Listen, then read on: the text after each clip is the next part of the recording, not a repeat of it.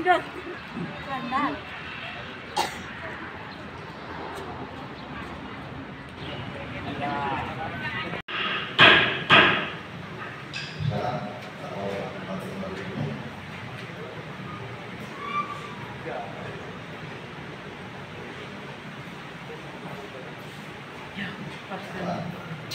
Memberi kesempatan kepada umum memberikan ancaman atas pembelaan dari penasihat hukum saudara. Ya, selesai dalam pembelaannya. Baik, silakan dua salam. Tanyakan dulu.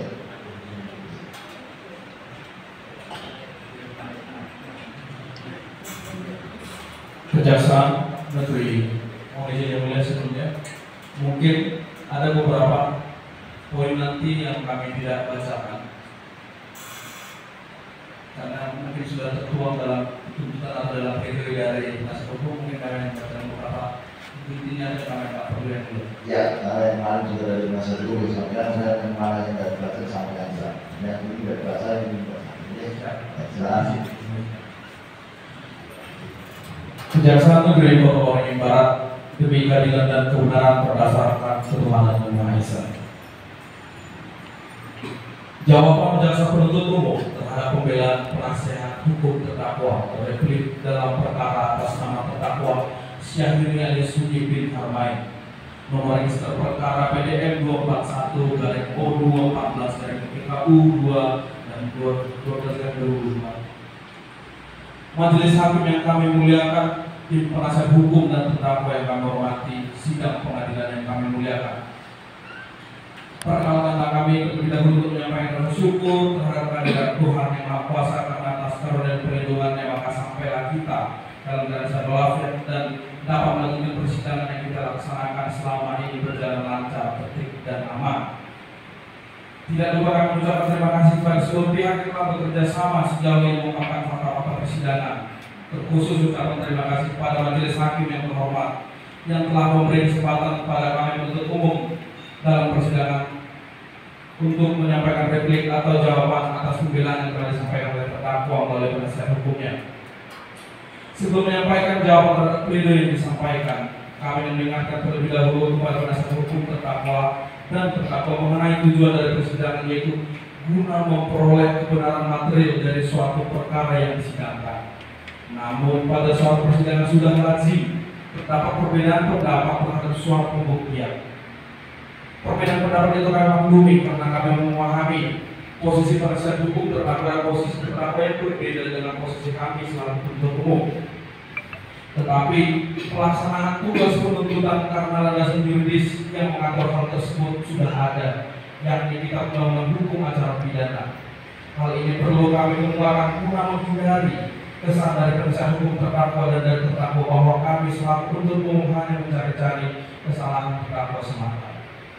Setelah memperhatikan dan mempelajari lebih lanjut pledoi atau pembelaan yang disampaikan oleh penasihat hukum terdakwa, kami simpulkan bahwa pledoi diajukan berpendapat bahwa terdakwa tidak terbukti secara sah dan meyakinkan melalui perbuatan sebagaimana yang didakwakan dalam surat dakwaan penuntut umum, dan oleh karena itu haruslah terdakwa dibebaskan dari segala tuntutan, sehingga tanpa mengurangi rasa hormat kepada penasihat hukum dan terdakwa, sekiranya kami tidak perlu menanggapinya. Demikian pula terhadap pledoi substansinya adalah mengenai pembuktian yang telah kami uraikan pada surat tuntutan. Dengan demikian kami akan menanggapi sepanjang masih dalam lingkup materi pembelaan di mana didasari dari fakta hukum di persidangan. Hal tersebut kami lakukan karena apabila pembelaan tersebut justru akan menimbulkan kekeliruan sehingga prinsip memperoleh kebenaran material dari suatu persidangan tidak akan tercapai. Bahwa objek keratan ini juga penasihat hukum terdakwa dapat kami ambil kesimpulan sebagai berikut. Analisa terhadap fakta persidangan. Perbuatan terdakwa bersama-sama dengan masyarakat adat desa tempat yang dalam jalan ketua adat, ancak jalan di desa adat yang menurut adat menanggung sengketa terhadap bagian tanah yang berada dalam desa adat. Ataupun dalam hal ini ada 10 poin yang disampaikan, saya bacakan ke analisa yuridisnya. Juga ada pun unsur dalam pasal 107 huruf A junto pasal 55 huruf A Undang-Undang Nomor 39 Tahun 2014 tentang perkebunan, yakni unsur setiap orang dan unsur secara tidak sah mengerjakan menggunakan bukti dan atau menguasai lahan perkebunan. Mungkin hal tersebut juga sudah disampaikan dalam pledoi dari terdakwa melalui penasihat hukumnya. Analisa terhadap objek keberatan. Selanjutnya penuntut umum dalam perkara yang membahas keberatan yang diajukan oleh penasihat hukum terdakwa dalam pledoi-nya. Menanggapi pendapat dari penasihat hukum terdakwa bersama penuntut umum akan menyampaikan tanggapan sebagai berikut. Bahwa terhadap analisa fakta persidangan yang telah disampaikan oleh penasihat hukum di dalam pledoi tidak berlandaskan fakta sidang yang nyata terjadi dan hanya mengutip hal-hal yang menurut pendapat pribadi penasihat hukum saja bersesuaian dengan apa yang telah diakui dan yang menguntungkan bagi diri terdakwa saja. Bahwa terkait dengan istilah masyarakat adat sendiri baru muncul pada saat pertengahan sidang dalam pemeriksaan agenda saksi yang mana mulai dari masalah yang terjadi antara masyarakat desa Tempayung dengan perusahaan istilah yang mereka selalu sebut adalah masyarakat desa Tempayung.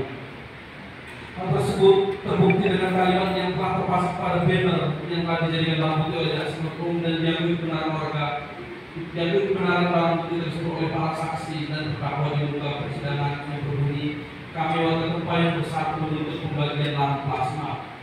Dan seterusnya, warga Tempayung bersatu hanya menuntut hak kami. Yang mana jelas dalam klausul kata tersebut jelas bukan masyarakat adat yang dijadikan dasar dan istilah tersebut baru ada di saksi sidang tengah berjalan. Di mana selain daripada itu, pada saat buka sidang, baik saksi maupun terdakwa ditanya oleh majelis hakim tentang istilah Tempayung bersatu pada saat itu jelas terdakwa menjelaskan dikarenakan wilayah Tempayung di dalamnya terdapat masyarakat adat dan masyarakat biasa, sehingga dalam penyelesaian masalah yang perusahaan tidak digunakan istilah masyarakat adat untuk menghormati masyarakat di luar dan masyarakat adat di desa Tempayung. Dan hal tersebut dipertegas dengan surat pemberitahuan yang telah masyarakat desa Tempayung buat dan dikirim ke perusahaan, di mana pada kop surat tersebut tidak menggunakan kop milik desa maupun kop yang berhubungan dengan masyarakat adat. Yang isi daripada surat pemberitahuan hanya menyebutkan masyarakat desa Tempayung bersatu. Sehingga dengan demikian penyebutan istilah masyarakat adat tidak berdasar. Bahwa selain daripada itu setelah jaksa untuk melakukan pengecekan dalam website bnwa.or.id yang mana website tersebut merupakan website resmi badan registrasi wilayah adat yang merupakan lembaga terdaftar registrasi wilayah adat yang dibentuk pada 2010 atas inisiatif Aliansi Masyarakat Adat Nusantara, Jaringan Kerja Pemetaan Partisipatif, Forest Watch Indonesia, Konsorsium Pendukung Sistem Hutan Kerakyatan, dan Sawit Watch. Dapat diketahui jika masyarakat adat desa Tempayung masih belum terregister atau terdaftar dalam website tersebut. Sehingga dengan demikian dapat dikatakan perbuatan terdakwa bersama dengan masyarakat desa Tempayung yang telah menjalankan ritual adat angkat berjalan tersebut tidak berdasar, dikarenakan legalitas daripada masyarakat desa Tempayung sendiri belum dapat diakui jika didasarkan dengan hal tersebut.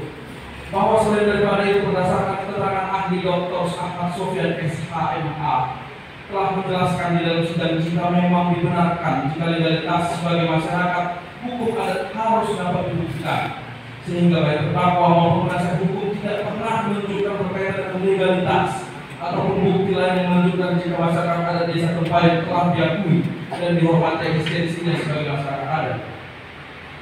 Bahwa dalam pelaksanaannya telah diakui baik oleh para saksi terdakwa jika dalam penyelesaian masalah antar warga masyarakat dan perusahaan telah dilalui dari beberapa mediasi dan rapat baik di kantor desa sampai dengan di forum Pemcap, di mana terdakwa sendiri telah menjelaskan yang dipertegas oleh pernyataan penasihat hukum dan pledoi-nya jika terdakwa telah menghadiri rapat dan mediasi tersebut sebagai kepala desa, sehingga dapat dikatakan terdakwa selaku kepala desa berjalan sebagai inisiator maupun penggerak hal tersebut dapat dibuktikan dengan pernyataan saksi Alim, saksi Didi, saksi Julian, dan saksi Yohanes di muka sidang yang menjelaskan permintaan dari terdakwa selaku kepala desa kepada warga desa Tempayung untuk tidak melakukan perbuatan seperti kekerasan, pencurian, pengerusakan, dan perbuatan melanggar hukum lainnya saat menjalankan penutupan jalan, dan permintaan terdakwa tersebut telah diikuti oleh masyarakat desa Tempayung yang mana itu semakin mempertegas istilah inisiator ataupun penggerak terhadap diri terdakwa selaku pemimpin masyarakat desa Tempayung. Bahwa undang-undang dan peraturan yang ada tersebut sedari awal memang tidak dipermasalahkan baik oleh jaksa penuntut umum di muka persidangan maupun majelis hakim. Namun cara yang digunakan oleh terdakwa bersama dengan masyarakat desa Tempayung lah yang dianggap di mata hukum tidak sesuai dengan peraturan yang ada. Hal tersebut dikarenakan perbuatan yang telah dilakukan oleh terdakwa bersama masyarakat desa Tempayung dengan melakukan penutupan jalan tersebut telah merugikan pihak lain, yang mana dalam hal ini adalah PT Suherani Campuran TBK, di mana kembali lagi penasihat hukum dalam pledoi telah beranggapan jika penentuan kerugian yang ditentukan oleh pemohon sebesar 10 miliar merupakan pernyataan sepihak dan tidak umum berdasarkan dari keterangan testimonium itu oleh saksi ahli yang tidak pernah dapat penilaian melalui kantor penilaian publik ataupun akuntan publik, di mana menurut hemat kami selaku jaksa penuntut konsep kerugian yang dijelaskan oleh saksi ahli di muka persidangan sudah sesuai sebagaimana adanya. Hal tersebut dapat dilihat dengan klausul akibat perbuatan terdakwa bersama dengan warga desa Tembayung. PT Suherani telah mengalami kerugian sekitar kurang lebih 10 miliar rupiah.